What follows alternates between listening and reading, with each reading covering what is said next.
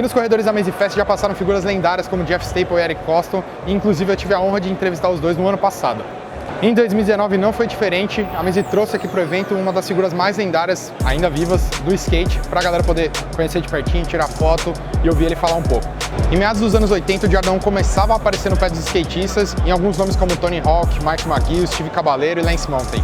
Mas foi depois de um documentário que lançou em 1987, nomeado The Search for Animal Team, que o tênis ficou ainda mais famoso. Naquela época, nenhum tênis de skate se sobressaía para os profissionais, eles pareciam não se adaptar bem a nenhum modelo, mesmo com os Vans lançados desde os anos 70, nenhum parecia realmente agradar os profissionais.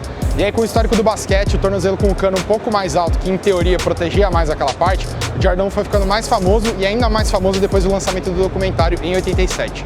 E hoje é exatamente um dos precursores do uso do Jordan 1 na modalidade que a gente vai conversar aqui no Mesa Fest. Se você ainda não entendeu de quem eu tô falando, hoje a gente conversa com o Lance Mountain.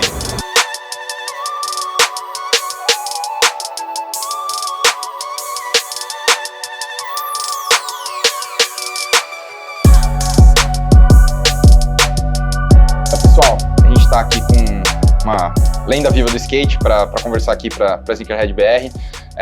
Fazer algumas perguntas para ele. Ele tirou um tempinho para atender a gente fica muito feliz por isso. Então vamos bater um papo com ele. Lance, I was just telling everyone how happy we are for having you with us. Thank you so much. So first of all, thanks for having us. It's really an honor. My first question to you is like, after seeing that crazy amount of people in the line, how is it for you to feel so welcome here in Brazil? It's like, is it a warm welcome? Do you feel happy about so many people coming here to see you? That's great. There's times where it's emotional because it's cool when people are happy to see you, but they're full-grown men that haven't seen you for 30 years. I've seen men cry when they see you. They were making me cry. Because you realize that it's very enjoyable and it's very awesome, but when you look back and you're like, wow, I've been able to do what I love, and I've been so blessed and provided that I get to make a living at what I love to do when I was 10, and then these guys are like, yeah, we watched you when we were 8, thank you. It's crazy. It's better than it was when you first met him. Yeah, that's awesome. It's like, yeah, it's pretty emotional. I mean, I know it's silly or stupid, but it's you have a connection, and you've all enjoyed and lived the same thing that you loved. That's awesome. For 40 years, completely inseparable. It's not like from yesterday to tomorrow. You've been on the road like from a long now, right? Well, one question that I have for you is like, when you were younger and you started skating, how was it for you to find a specific shoe, a sneaker that would be like, it fits for you to skate well, not to hurt you? How was it when you were younger? You know when you're young? Yeah? I skated in something called Earth shoes. Earth shoes. In the 70s, and Yeah. if you look them up, they were like some weird shoe that had a sole this big and it was ripply like this, and then we wore winos. We skated in anything. We skated barefooted. Yeah, People yeah. like Clark, you didn't think about it until your feet hurt. It's just, you're young. Yeah, you just go and skate and whatever. You didn't search and realize there's certain things that can help your body sustain. Not to hurt you. You're a 10-year-old kid that is like, You're just having fun, and you just, whatever it comes, you can skate on it, right? You just need to skate and whatever. And we rode clay wheels. Yeah. Yeah. And how is it for you when things started to get better? You know, when we talk about skate shoes, like I know the 70s we had like something like Vans coming up, but with the Jordan ones, how was it for you to skate on Jordan ones? Was it better for you, like better for your ankles? The thing is, like, people rode Blazers back then because they the herringbone grip. Yeah. People were looking for a boat shoe. That's kind of what people wore, a boat shoe, a dock shoe that gripped on a boat. Oh, okay. Kind of one of the first things people started saying, this is rippy. And then there was a time when we didn't get skate shoes.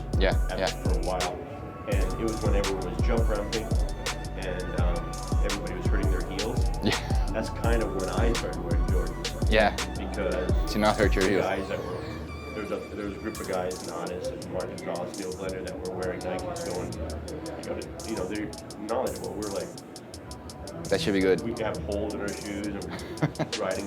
We didn't care, but we couldn't walk. We're like, we can't walk because you don't have shoes. So that's kind of how we got turned on to them. Yeah. And does anything like the fame of the shoe with Michael Jordan and the basketball technology, like when you jump and you step on it, like was it more comfortable? That's what. Is it something that was the reason or one of the reasons that you chose to skate on Jordan ones, or no? Was like. Was it more comfortable? Yeah. It wasn't. Then the Jordan 1 was not a comfortable shoe. Yeah. SB has now made it.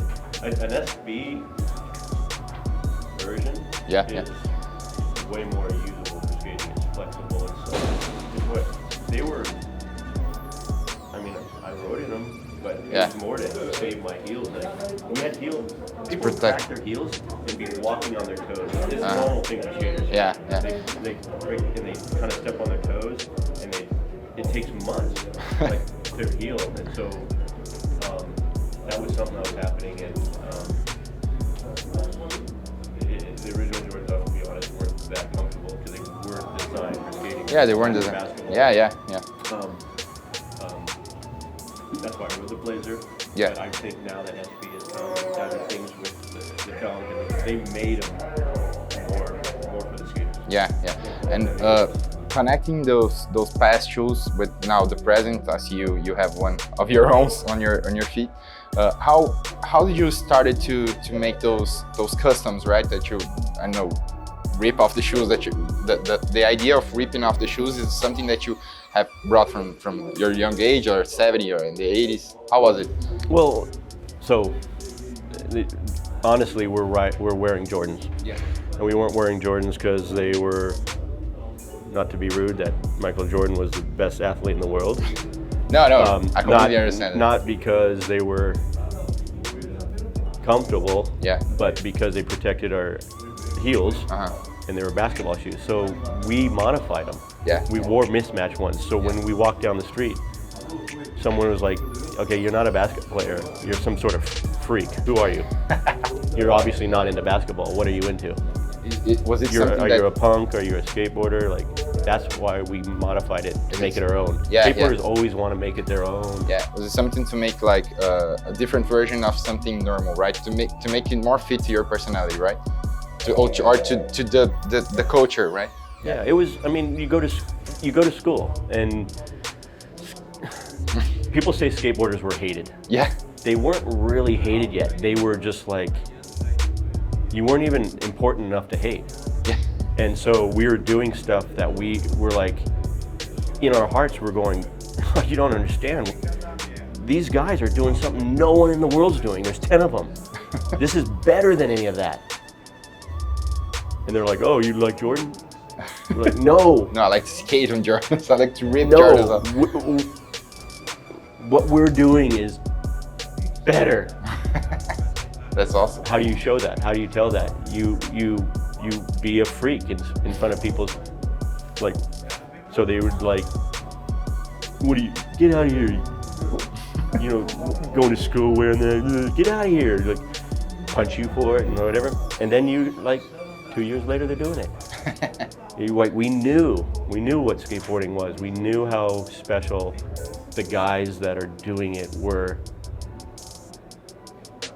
There's only 15 dudes in the world that were doing this, something that no one else in the world could do.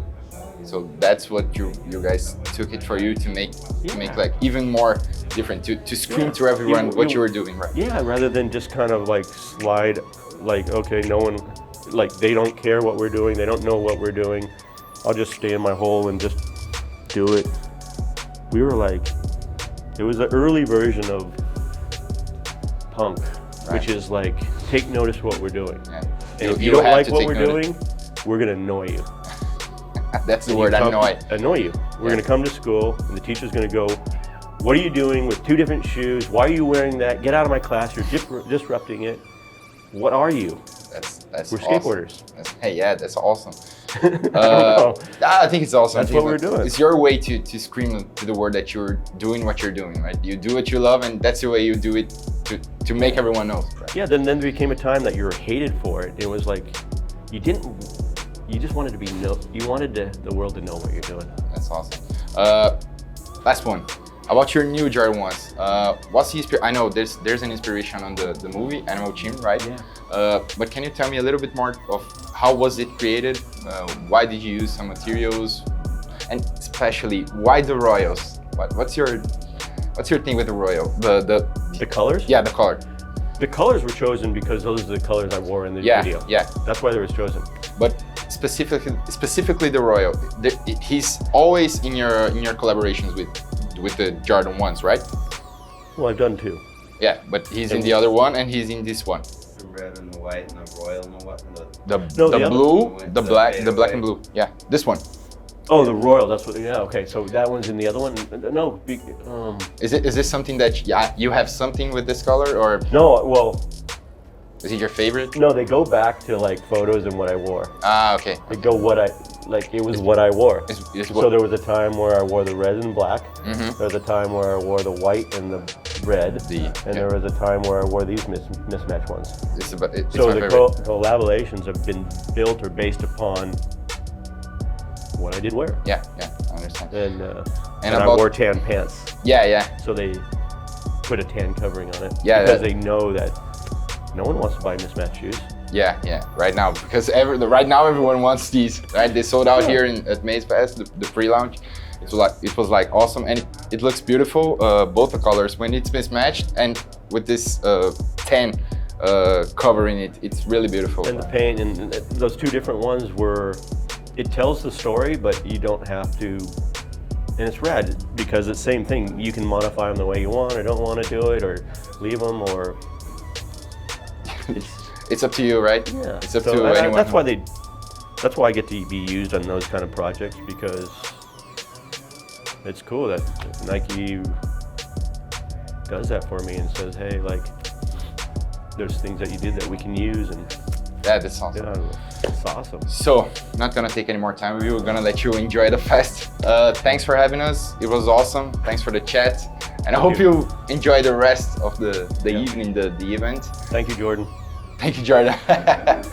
Hope you have a great time, a rest of time here in Brazil. Yeah. Thank you very much. Thanks. Thanks, man. E aí, curtiu esse vídeo?